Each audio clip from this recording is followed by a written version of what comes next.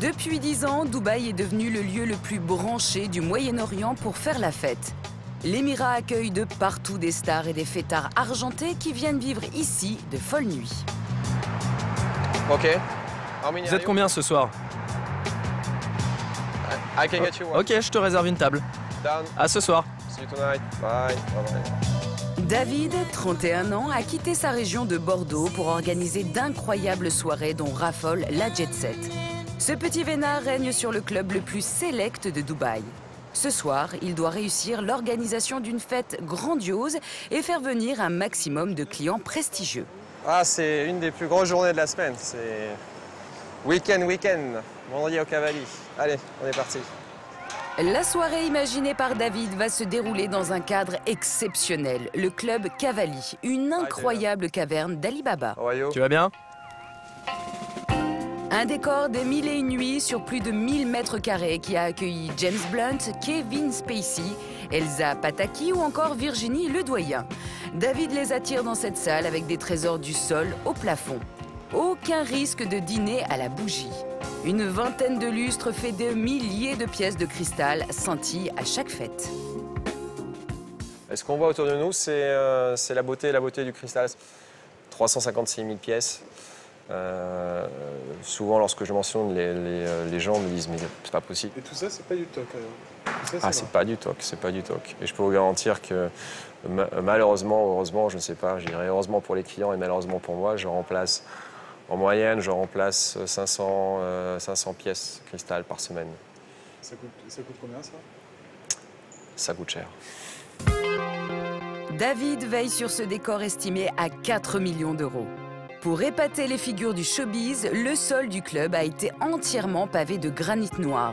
Les fauteuils design en cuir et les tables laquées blanc ont été affrétés d'Europe. À quelques heures de la fête, la centaine d'employés s'affairent. Le manager commence à mettre la pression à tout le monde. Est-ce que tu peux réparer les 2 tables ici, s'il te plaît? On n'a plus le temps, c'est-à-dire qu'à 8 heures, il faut qu'on soit prêt, les premiers clients arrivent. On ne peut pas se permettre d'avoir du personnel qui bouge les meubles, les canapés, les tables, etc., etc. Ce soir, pour attirer un maximum de clients fortunés, David a fait venir des États-Unis 2 habitués des soirées de stars, la chanteuse Abigail Bailey et le DJ Tom Novi. Pour la Jet Set, Dubaï est un oasis de liberté au cœur du monde arabe.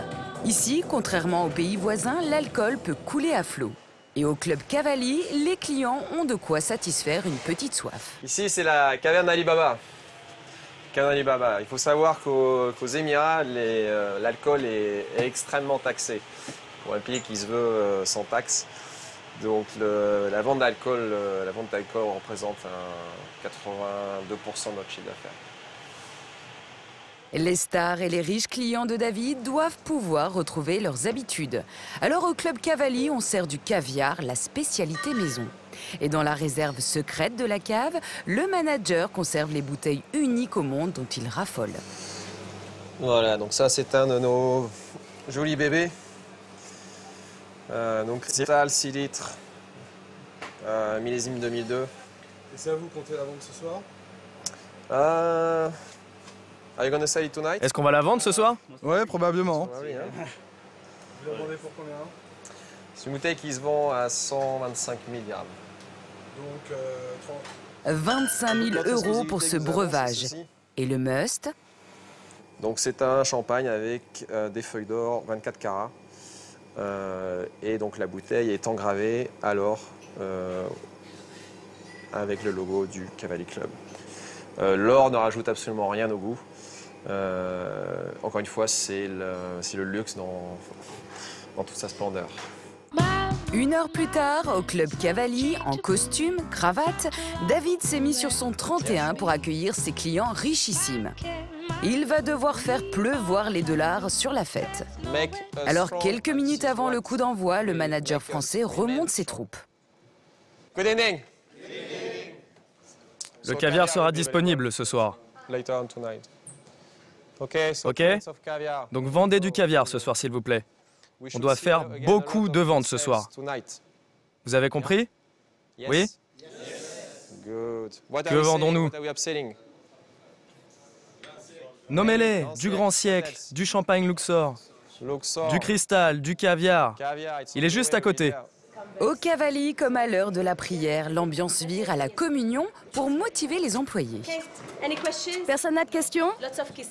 Allez, tout le monde s'embrasse. Et tout le monde s'aime ce soir. Que le spectacle commence. Dans ce club, tout a été fait pour que les riches consomment en permanence. Par exemple, il n'y a pas de piste de danse. Ici au Cavalli, les clients ne quittent pas leur table. Et surtout, le verre reste dans leurs mains. Quand vous avez un verre dans la main, qu'est-ce que vous faites? Vous buvez. Donc en fait, je vide les bouteilles peut-être 3 fois plus vite que si j'avais une piste de danse. Pour réserver une table, les clients doivent s'engager à consommer 10 000 € de champagne. Un prix que les stars payent pour avoir le meilleur emplacement. Alors, 10 000 €, regardez, restez où vous êtes. Voilà, voilà pourquoi ça coûte 10 000 €. Parce que je suis là et que tout le monde me regarde. Ce qui veut dire que dès que j'ai commandé une bouteille de champagne, les gens vont le savoir, vont me regarder et ça se paye. Le luxe. Et à Dubaï, on paye pour être vu? On paye, et on paye très cher pour être vu. À Dubaï, les grandes fortunes s'affichent sans complexe. Cette nuit, la jet set va encore faire couler une pluie de billets sur l'Émirat. Ici, les milliardaires et les stars sont particulièrement choyés. Le luxe est donc un marché sans limite. Certains se sont spécialisés dans un tourisme très haut de gamme. Comme c'est un architecte tour, Marie-Christine, française, arrivée à Dubaï il y a 7 ans, a trouvé un excellent filon, offrir du rêve aux touristes très intrigués. Aujourd'hui, dans ce bus, pas de stars ni milliardaires, mais des vacanciers français qui viennent visiter cette ville du futur qui a fait tourner la tête des stars comme Tim Robbins, Anna Kournikova et la princesse Rania de Jordanie. On va aller dans le quartier de la Marina. Quand nous sommes arrivés à Dubaï avec mon mari il y a 7 ans, il n'y avait absolument aucune tour à la Marina. Pour en mettre plein la vue à ces touristes, direction la Marina, un projet architectural complètement fou. Les autorités de Dubaï ont fait pousser un petit Manhattan en quelques années pour loger 150 000 personnes. Un projet pharaonique de plusieurs dizaines de milliards de dollars. 200 gratte-ciel sur 5 km². Elles sont esthétiques, les tours de Dubaï. Même si on n'est pas spécialement sensible à l'architecture, on ne peut qu'admirer. Je considère que c'est un musée de l'architecture contemporaine. Un véritable musée architectural avec au centre un chef-d'œuvre encore inachevé. Bien, rassemblez-vous un petit peu parce que j'ai une voix qui porte, mais quand même. Donc vous êtes juste en face de la tour Infinity, l'infini, donc elle porte bien son nom. Donc c'est une tour qui est vrillée et qui se tourne de 90 degrés dans le sens des aiguilles d'une montre. Cette prouesse architecturale toujours en travaux mesure 330 mètres de haut. Quelques mètres de plus que notre tour Eiffel. Le genre de détail que les autorités locales adorent. Je continue à vous montrer le quartier de la Marina. À Dubaï, ce ne sont pas des monuments ou des musées que l'on fait visiter aux touristes, mais des appartements hors normes. Marie-Christine emmène maintenant ses clients au sommet d'une autre tour de la Marina. Ce que j'aime organiser, c'est des petites choses imprévues qui font hors des programmes, et je sais que les Français adorent ça. Mais ce ne sont que des appartements ici? Que des appartements, oui. Approchez-vous, approchez-vous. Tout le monde est là? Tout le monde est là? Alors, pour les ascenseurs, on va monter en 2 ou 3 fois. 2 ou 3 fois, nous allons au 58e étage. La montée est fulgurante, moins d'1 minute. Les clients de Marie-Christine vont découvrir l'appartement d'un particulier très fortuné. Pour eux, la surprise va être de taille. Alors, bien entendu, vous êtes chez un particulier, très joliment meublé, comme vous allez voir. Donc je vous demanderai de ne rien toucher, de respecter, de faire très attention. Voilà. Ah, you're late. À l'intérieur, un appartement démesuré de 700 mètres carrés avec un salon gigantesque. De quoi faire une partie de bowling au 58e étage. Et qui est un spectacle extraordinaire qu'on peut Mais voir ce que les stars et milliardaires adorent ici, c'est la vue époustouflante sur les joyaux de Dubaï. Des îles artificielles. privé, oui. Donc là, si vous voulez voir le Palm Vue du 58e étage, voilà ce que ça donne. Le Palm, c'est ça. Pour attirer les stars et les grandes fortunes, les autorités de Dubaï ont bâti sur la mer l'un des projets les plus fous du 21e siècle. Une île artificielle de 80 km² en forme de palmier avec plage de sable fin. Mais surtout, 8000 villas de folie et des piscines somptueuses qui se négocient à prix d'or. David Beckham, Lindsay Lohan et Diego Maradona possèdent une résidence sur l'île. Les touristes de Marie-Christine sont scotchés par la vue. Quand on le voit d'une telle hauteur, c'est vraiment quelque chose d'exceptionnel à voir. Ça fait partie de la folie gigantisme. Oui, le gigantisme de Dubaï. Tout ce que l'on voit ici, tout est gigantesque, tout est démesuré, tout est hors proportion par rapport à ce que l'on connaît en Europe. C'est super impressionnant, très joli. C'est bluffant. Bluffant et surtout très lucratif pour les opérateurs du tourisme. Sur cette île paradisiaque, Marie-Christine propose aux grandes fortunes des séjours dans des villas de milliardaires. Bonjour Aude, comment vas-tu? Écoute, ça va très bien. J'ai des clients en veux-tu, en voilà. Là, c'est vraiment, je crois, le week-end le plus cher. Elle recherche en permanence des villas ultra luxueuses à louer pour ses prestigieux clients.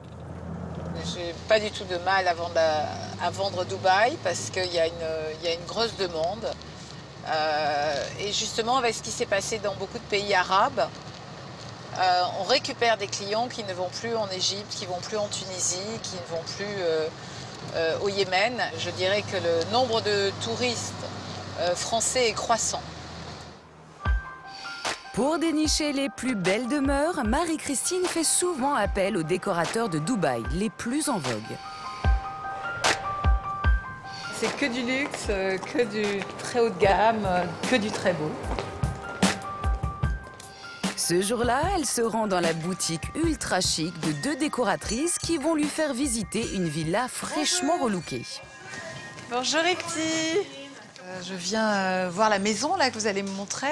D'accord. Ah, ça c'est nouveau. Celle qu'on vient de terminer. Oui, celle que vous venez de terminer. Oui, je vais avoir des clients là pour Noël, donc. Les stars et les milliardaires viennent régulièrement dans ce temple du design. Ici, on leur vend du bling-bling, du sol au plafond. Des maisons luxueuses qui sont très, très richement meublées, donc grandes. Voilà, grand, spacieux, du volume, des belles pièces importantes. Dans cet antre du luxe, les grandes fortunes peuvent s'en donner à cœur joie. Tous les objets sont fabriqués à Dubaï avec les plus beaux matériaux. Ils sont faits sur mesure. Ici, certains lustres sont à l'image de la démesure de Dubaï. Voilà, ça c'est typiquement le genre d'objet qu'on ne peut pas mettre à Paris parce que les plafonds ne sont pas très hauts, il n'y a pas d'appartement. Ah oui, il y a plus petit, mais enfin, tu vois le volume de la pièce. Accompagnée des 2 décoratrices, Marie-Christine se rend maintenant sur l'île du Palm pour visiter la demeure qu'elles ont réaménagée. Ici, tous les 10 mètres, des villas qui épousent la folie des grandeurs de leurs riches propriétaires. Ah là, il y a vraiment pour tous les goûts hein, sur le Palm. Ah, celle-là, justement, à droite, va être incroyable parce qu'il y a des lions à l'entrée. Ça, ce sont des Russes, je crois. Donc là, celle-là, c'est un peu too much, mais bon. Pas un peu, c'est beaucoup. Ah, c'est beaucoup too much, j'étais gentille. Elle espère que la villa sera originale et discrète pour ses clients français. Voici la demeure de 350 mètres carrés, avec une hauteur sous plafond de 6 mètres. Ah oui. Là, on a fait, par exemple, je vais montrer. Qu'est-ce que c'est, là? Magda et Heidi ont travaillé pendant 4 mois pour créer un style contemporain unique. Ah oui. Bon, c'est pas mal cette pièce. Très très bien. Ouais. Dans le salon, les décoratrices n'ont pas lésiné sur les artifices, couleurs mauves et matériaux clinquants. J'aime beaucoup les couleurs. J'aime beaucoup ce violine. On peut parler justement de ces couleurs. Oui. À la base, tu étais partie sur des couleurs plus... Beige, taupes. nature. Et il m'a dit, mais c'est quoi ça? On veut de changement, un peu de changement. Je dis, ah ok, de changement, alors. C'est pas mal, hein? Ah oui. C'est pas mal. C'est différent, c'est beaucoup de changements. Et ils veulent avant un peu d'orientalisme avec le modernisme, tous at one time. Le propriétaire a mélangé tous les styles pour plaire aux locataires du monde entier. Une décoration fashion qui a coûté plus de 100 000 €. Mais l'atout de la villa se trouve à l'arrière. Une plage privée avec une vue imprenable sur la mer. Alors là, on est devant l'Atlantis, à côté de la piscine, la plage privée, c'est magnifique. Le must à Dubaï, une villa, les pieds dans l'eau, sans vis-à-vis pour admirer le plus grand hôtel de l'Émirat, l'Atlantis. Un cadre idyllique que les stars et les grandes fortunes payent ici très très cher. La maison se loue au cœur de la saison, pendant les vacances scolaires, à peu près 60 000 dirhams, c'est-à-dire 12 000 € la semaine. Il y a de la demande, oui, il y a de la demande. Ouais. 12 000 € la semaine pour bronzer sur le Palm, ça fait cher le coup de soleil. Mais pour briller à Dubaï, rien n'est trop beau. Pour impressionner les figures du showbiz, les autorités de l'Émirat ont lancé une course au record. Dernière prouesse technologique, la tour Burj Khalifa qui culmine à 830 mètres, la plus haute du monde depuis 2010.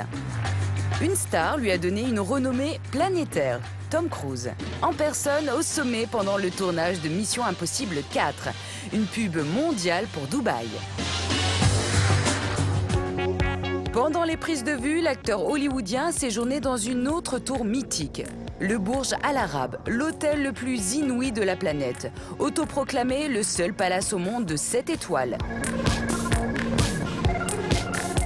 John Galliano, le footballeur Wayne Rooney, Bill Clinton et Tom Cruise ont séjourné ici. Dès l'entrée, ce temple du luxe affiche des dimensions hors normes. Réception grandiose, horloge et ascenseur plaqué or et fontaine en granit. Et surtout un chef-d'œuvre d'architecture, un atrium de 180 mètres de haut, une cathédrale des temps modernes. Cette incroyable ruche dispose de 200 suites, toutes plus somptueuses les unes que les autres. À l'intérieur des appartements de 200 à 700 mètres carrés avec salon richement meublé. Des poignées de porte au robinet, tout est habillé d'or. Et à l'étage, les chambres. Des pièces où les occupants payent très cher pour être vus et se regarder dans le miroir. À 3 500 € la nuit, les stars sont seules au monde avec vue sur la mer à couper le souffle. 2 milliards de dollars pour ce joyau d'architecture et une communication hallucinante. Pour faire connaître leur hôtel, les propriétaires ont organisé une partie de tennis insensée au sommet de l'édifice, sur la piste d'hélicoptère. Les stars du tennis, André Agassi et Roger Federer, ont échangé quelques balles à 300 mètres de hauteur. Lying in the grass, watching the stars come out.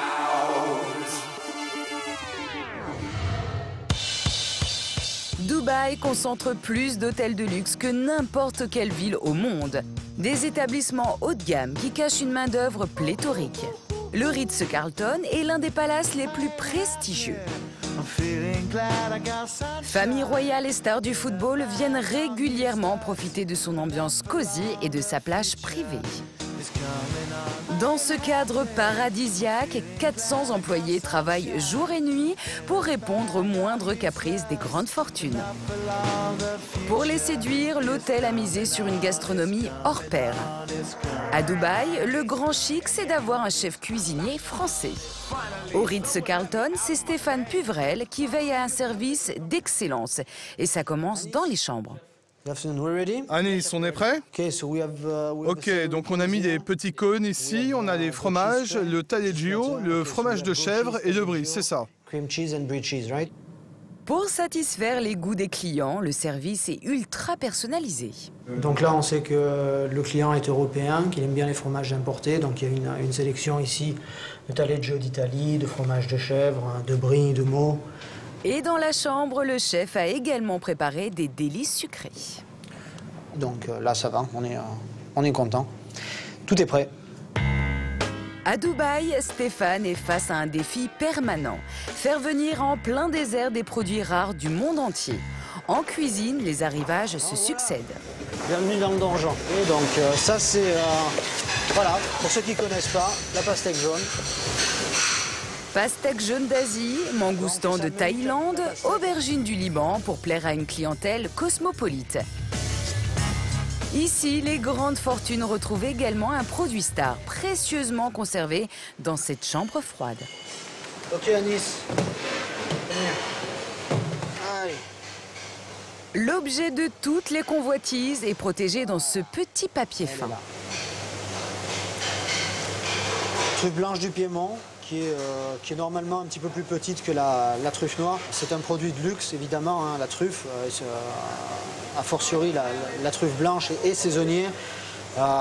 Il est vraiment important d'avoir la meilleure qualité. La truffe blanche, un mets d'exception acheté en Italie, 4 500 € le kilo. En cuisine, Stéphane est à la tête d'une armée de 50 employés payés entre 600 et 1 000 € par mois. Une main-d'œuvre pas chère venue des 4 coins du monde. India, Sri Lanka, Singapour et Italie. Des dizaines de nationalités qui, en coulisses, font tourner l'industrie du luxe à Dubaï. Vous travaillez pour un grand hôtel, donc quand vous vous comportez, quand vous parlez, vous représentez la marque. Chaque jour, Stéphane et son équipe préparent et servent 500 repas au Ritz-Carlton.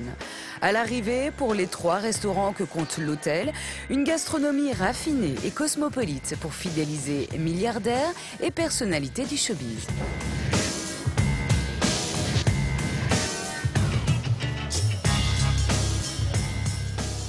On a les huîtres qui sont arrivées hier de France, une sélection des meilleures salades italiennes, les fromages importés, nos sushis faits maison et des pâtisseries incroyables. C'est ça le luxe à Dubaï. Dans l'Émirat, la jet-set et les célébrités du monde entier sont comme à la maison. Ils font tourner une hôtellerie de luxe qui se porte à merveille. Chaque année, 10 000 chambres supplémentaires sortent des sables du désert. La nuit est tombée sur Dubaï. La ville a revêtu ses habits de lumière. Retour au très select Club Cavalli, l'établissement le plus branché de Dubaï qui a vu passer une pléiade de stars. James Blunt, Kevin Spacey, Elsa Pataky, Flavio Briatore et Virginie Ledoyen. À l'entrée de l'établissement, les voitures de luxe des fêtards sont au rendez-vous pour la soirée organisée par David, le manager français du club. Sur tapis rouge, il accueille en personne. C'est plaisir toujours ici. Ses clients triés sur le volet.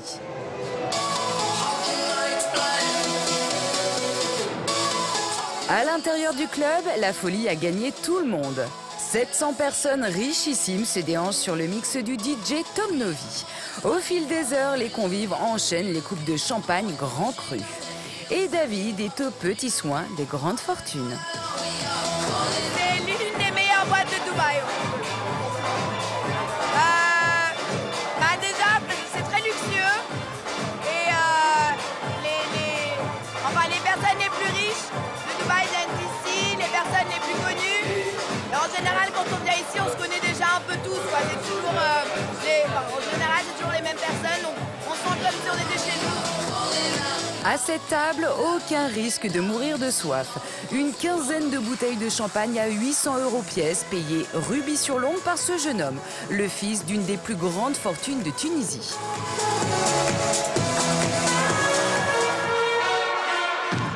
Au Club Cavalli, chaque nouvelle commande se remarque. Les bouteilles de 800 € sont apportées sous des feux de Bengale. Et la concurrence entre les tables est sévère. Les milliardaires font dans la surenchère. Ici, ce sont 2 magnums à 1500 € pièce qui arrivent à la table de Karim, un industriel du pétrole. David est aux anges. Et il sait que l'escalade va se poursuivre. Pour moi, ça veut dire dames qui vont envoyer des choses similaires dans les 10 prochaines minutes. Pas nécessairement. En fonction de la soirée, mais pas nécessairement. Mais vous verrez au fur et à mesure la table se remplit, les amis passent. Pour attirer les clients prestigieux, les barman font leur show et se transforment en cracheurs de feu. David avait vu juste. 10 minutes plus tard, un délire de champagne a gagné toutes les tables du club.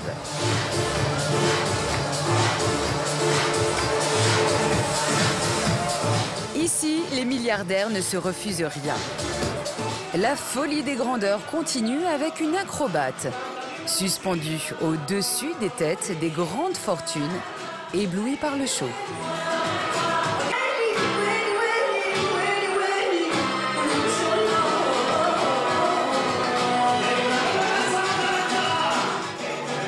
Pour la fin de soirée, la chanteuse Abigail Bailey fait enfin son apparition au milieu de la jet set.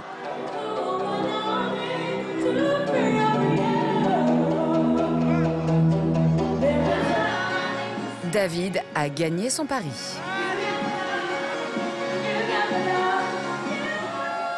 Il est 3 h du matin, l'heure de la fermeture obligatoire.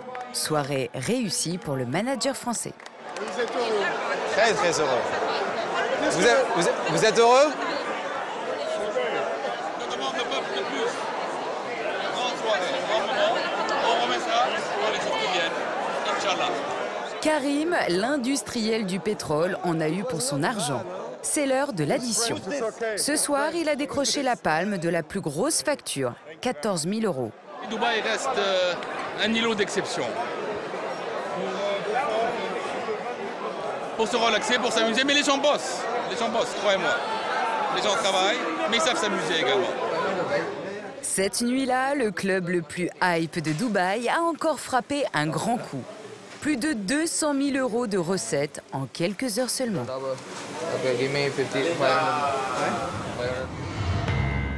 À Dubaï, pour se divertir, quand on est riche ou une star, les occasions ne manquent pas. En coulisses, certains se chargent d'amuser cette clientèle fortunée pendant les événements planétaires qui s'y déroulent. Depuis 7 ans, Tarek est broker de yachts. Son business, louer de luxueux bateaux aux milliardaires de passage et y organiser des fêtes. Ce week-end, la région de Dubaï accueille un événement incroyable, le championnat du monde de Formule 1. Alors Tarek a affrété une douzaine de yachts qu'il espère remplir de clients pour décrocher le jackpot. Pour cet événement, on a loué le plus gros yacht de la marina. C'est un bateau de 103 mètres. Ça nous a coûté à peu près $1 million. On ne sait toujours pas si on va gagner de l'argent. Tarek a investi $1 million en logistique et location de bateaux. Il espère réaliser un joli bénéfice à la sortie. Direction le circuit de Formule 1 à l'extérieur de la ville. Pour s'y rendre, il faut emprunter l'autoroute la plus large du monde. 7 voies pour traverser la cité, le quartier de la Marina, et encore 60 km de route dans le désert avant d'arriver à bon port. C'est le bateau sur lequel on va faire la fête. Je crois que c'est le 6e plus gros yacht au monde. Ce yacht gigantesque appartient au sultan d'Oman, la 11e fortune du globe. Un joyau nautique de 104 mètres de long avec 3 ponts et une dizaine de suites. Tarek l'a loué 40 000 € pour recevoir stars et fortune pendant le Grand Prix de Formule 1, où sont attendus Britney Spears et Paul McCartney. Pour leur offrir un spectacle grandiose, le broker a payé 50 000 $, un emplacement unique pour le yacht. Regardez ici, c'est l'endroit idéal pour regarder la course. Le luxueux bateau est à moins de 50 mètres du circuit de Formule 1. Les riches clients de Tarek vont être aux premières loges pour regarder ce spectacle exceptionnel, retransmis par les télévisions du monde entier. Tarek a mis en place un package, dîner plus soirée, vendu 800 €. Ouais, ok, on va essayer de ramener du monde pour la soirée. Seul problème, Tarek a encore beaucoup d'entrées à vendre. Est-ce qu'il a réussi à vendre un peu plus de tickets, lui, ou pas? Bah, il m'a dit que ça serait un peu juste pour demain. Mais ça devrait aller. 200 VIP ont déjà prévu de venir. Pas assez pour Tarek. Il doit vendre le double d'entrée pour la soirée. Alors notre broker part à la pêche aux gros milliardaires dans la marina. Sur place, une concentration rarissime de yachts luxueux. Salut les gars, comment ça va aujourd'hui? Ouais, ça va et toi? Ouais, tout va bien. Tu ressembles à un gangster comme ça. Vraiment? J'ai pas mon flingue avec moi aujourd'hui. Pour faire venir des hommes, Tarek a un argument imparable. Vous savez, la DJ est une femme super sexy. C'est même l'une des plus sexy du monde. Elle est très connue, vous devriez venir. Et en plus, là-bas, la vue est bien meilleure qu'ici. Je vous vois ce soir sur le bateau, d'accord? Allez, à ce soir. Devant chaque bateau de milliardaires, le même refrain pour les convaincre. Et ça marche. Et vous aussi, vous allez aller sur le bateau? Absolument, je vais aller sur le gros bateau. Pour Tarek, Dubaï est une capitale du business en plein essor. Je pense que Dubaï est un peu comme un terrain de jeu. C'est extrêmement important pour les hommes d'affaires comme moi qui travaillent dans le yachting, la location de voitures de luxe ou encore l'hôtellerie. C'est le meilleur endroit du Moyen-Orient. Sur le quai, Tarek croise un de ses meilleurs clients. Tarek, c'est le roi de la location de yacht ici. Salut, comment ça va? Salut. Il a loué le bateau du Sultan d'Oman. Oui, c'est le plus gros yacht. L'homme est un riche homme d'affaires dubaïote qui a loué à Tarek un yacht pour lui et ses amis. À la veille de ce Grand Prix de Formule 1, tous les milliardaires de la planète se sont donné rendez-vous aux Émirats. Tarek n'a plus que quelques heures pour organiser sa soirée sur l'un des plus grands yachts du monde et faire venir à bord un maximum de clients prestigieux. À Dubaï, les stars et les milliardaires font tourner l'industrie du rêve et de la démesure en permanence. Les autorités locales ne manquent pas d'imagination pour les pousser à investir des sommes faramineuses dans l'Émirat. Depuis quelques années, le showbiz et les businessmen ont les yeux rivés sur un projet immobilier démentiel. Un jouet pour riches en pleine mer. The World. Les autorités ont construit 300 îles artificielles qui forment la carte du monde. Des îles qui portent le nom de chaque pays du globe. Certaines célébrités ont cassé leur tirelire pour se les payer. Richard Branson s'est offert la Grande-Bretagne pour plus de 15 millions de dollars. Angelina Jolie et Brad Pitt se seraient portés acquéreurs de l'Éthiopie. Et David et Victoria Beckham auraient investi sur une île privée. Dans quelques années, hôtels de luxe, marinas, villas de rêve et boîtes de nuit vont sortir des sables de ce nouveau territoire.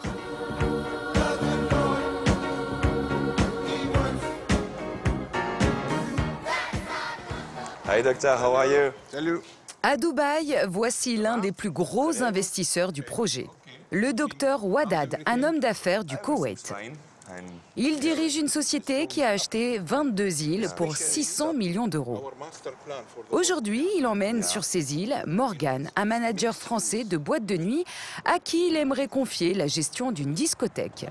Le milliardaire koweïtien a également convié des promoteurs étrangers pour les convaincre d'investir dans un complexe hôtelier. Le petit groupe embarque vers les îles du docteur Wadad. L'homme d'affaires koweïtien commence enfin à toucher du doigt son rêve.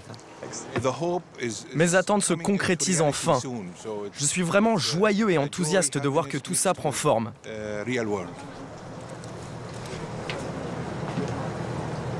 Quand il emmène des investisseurs, le docteur Wadad utilise une formule fétiche du roi lion.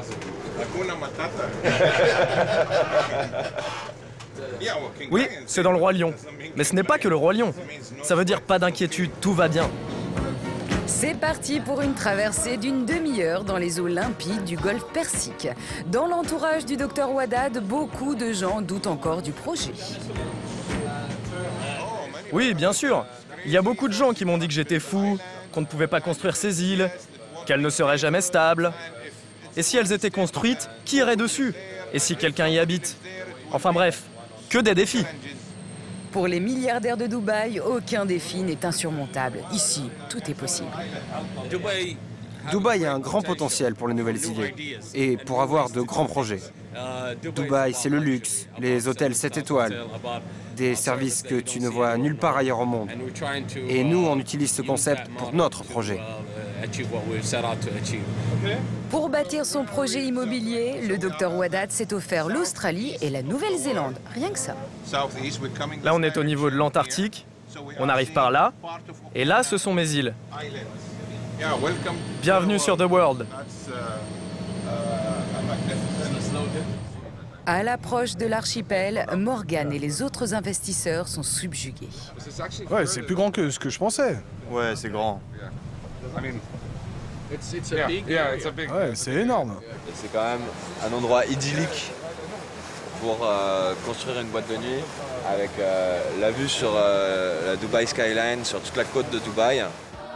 Pour créer ces îles artificielles, les constructeurs ont transporté 320 millions de mètres cubes de sable et de blocs de béton. L'équipe arrive à bon port. Ils vont enfin poser un pied sur l'Australie.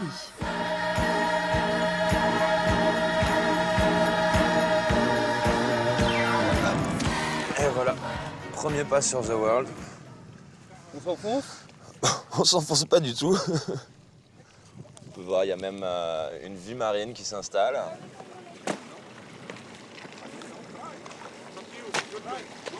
Tout le monde descend, sauf le Dr Wadad, qui ne veut pas mouiller sa magnifique djellaba. Quand vous êtes debout comme ça, c'est aussi solide que sur le continent. Sur cette bande de sable de 9 km², Morgan s'imagine déjà à la tête de sa boîte de nuit. Je nage en plein rêve. Ne serait-ce que pouvoir envisager d'exploiter une île dans un endroit magnifique comme ça, avec une vue superbe, c'est genre juste génial. Pour attirer les stars sur cette île, les promoteurs ont déjà tout prévu. Là, ce sera juste pour nager. Je ne veux pas de bateau de ce côté-là. Ici, tu auras toutes les activités aquatiques. Et la boîte, elle sera où? La boîte, tu es juste dessus. Morgan espère très vite accueillir ici des stars planétaires. Où est-ce que ça va être, les VIP?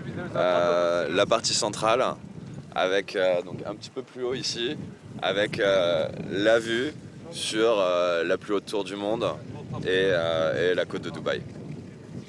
Un cadre paradisiaque et bientôt des célébrités pour faire la fête.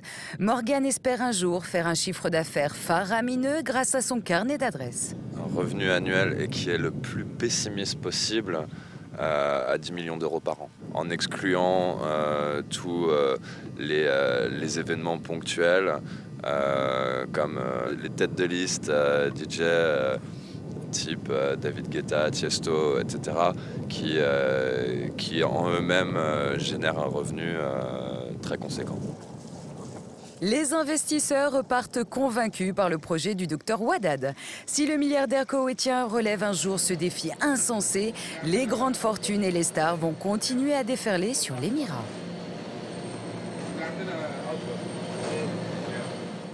En 30 ans, Dubaï est devenu le phare économique et touristique de tout le Moyen-Orient. Derrière cette réussite, une dynastie d'émirs qui a fait fortune dans le pétrole, la famille Al Maktoum, des multimilliardaires.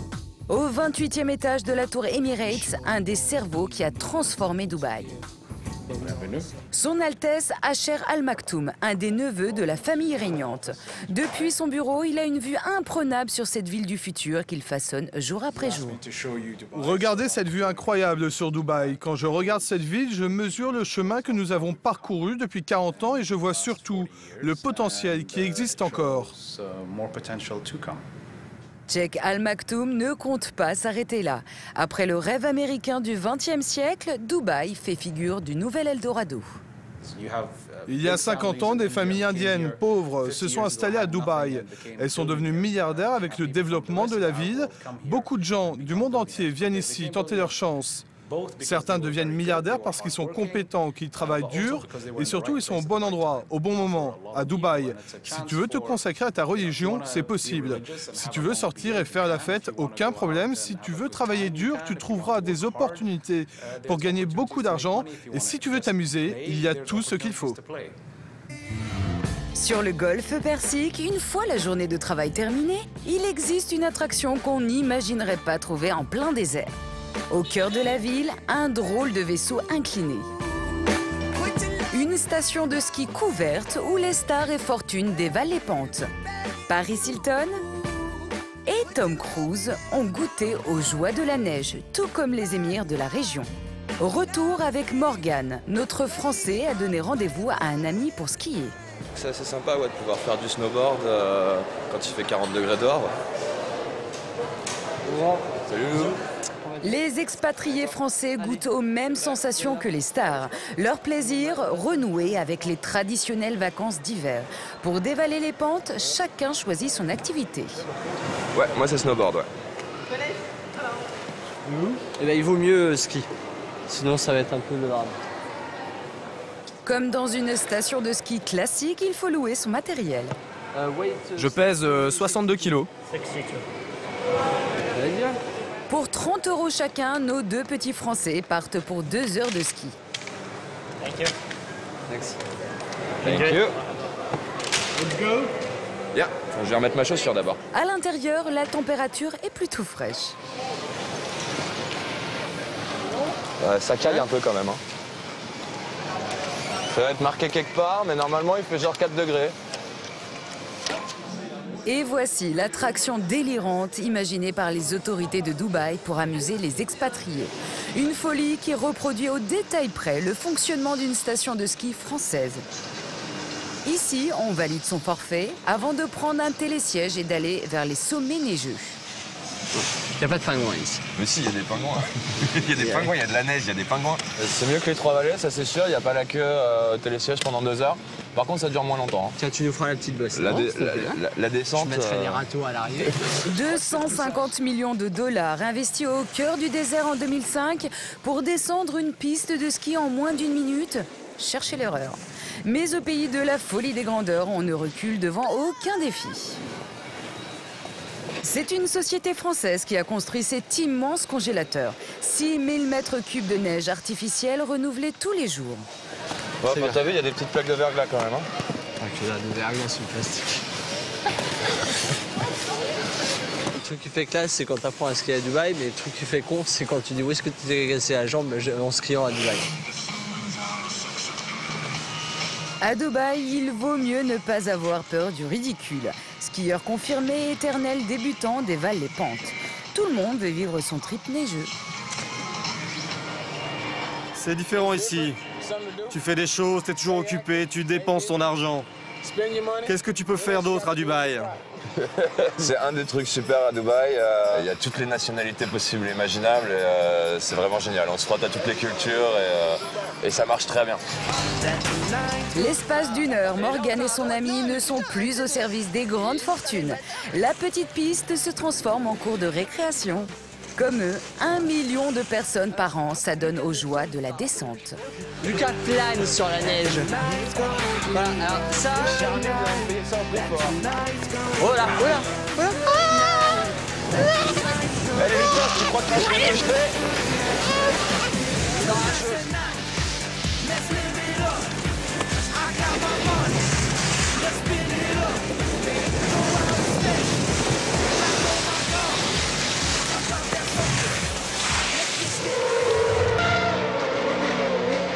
Dans les Émirats, c'est le grand jour.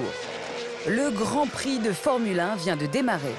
Sur l'immense yacht loué par Tarek, les jet-setters de la planète se sont tous donné rendez-vous. Un luxe que ces 200 personnes ont payé 800 € pour être aux premières loges d'un spectacle qu'ils adorent.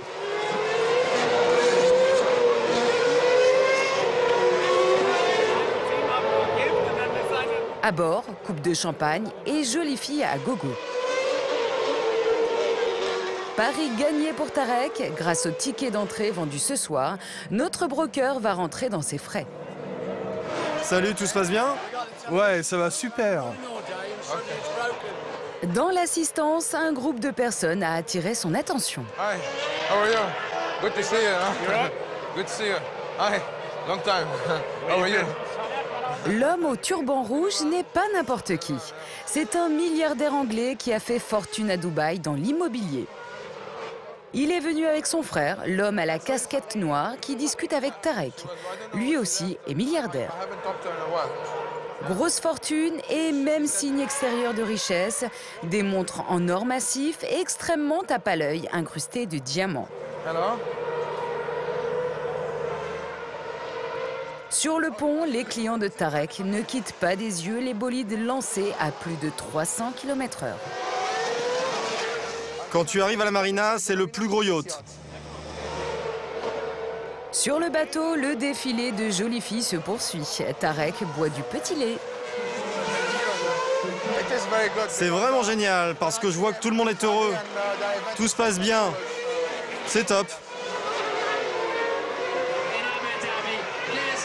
Sur le pont, Tarek n'attend qu'une chose, la fin du Grand Prix pour lancer véritablement sa soirée. C'est chose faite. Après 55 tours de piste, la fête commence. Les riches clients de Tarek n'attendaient que ça. Regarde cette ambiance, la course vient à peine de se finir et ça danse de partout.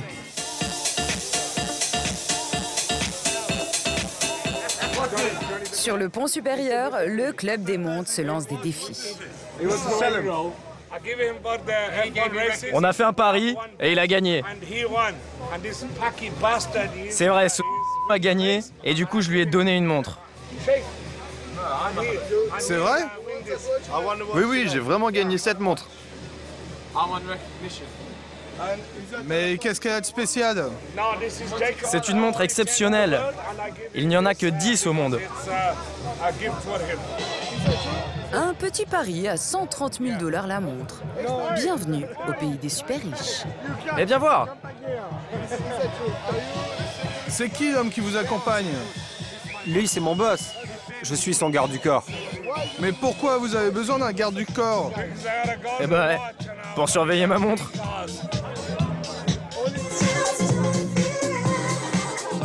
À quelques mètres de là, les nabucodonosors de champagne sont de sortie. Des bouteilles rarissimes de 20 litres vendues ce soir 3 000 € pièce. Les fontaines à bulles de la jet set de Dubaï qui le consomment comme du soda jusqu'au bout de la nuit. Des trophées pour milliardaires en goguette. Sur un événement comme celui-ci, tu ne fais pas forcément beaucoup de bénéfices. Mais bon, tout le monde s'amuse. C'est pour ça qu'on est là, après tout. À Dubaï, les stars et les grandes fortunes ne connaissent pas la crise. Ces palaces de luxe, ces fêtes délirantes et sa démesure ont conquis les célébrités et les milliardaires du monde entier. Les lumières de Dubaï n'ont pas fini de briller sur la carte du monde.